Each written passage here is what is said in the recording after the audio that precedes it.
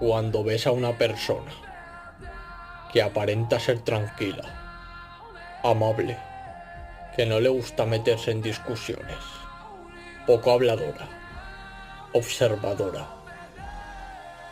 cuidado. Esa persona sabe que si le haces enfadar, te va a hacer daño.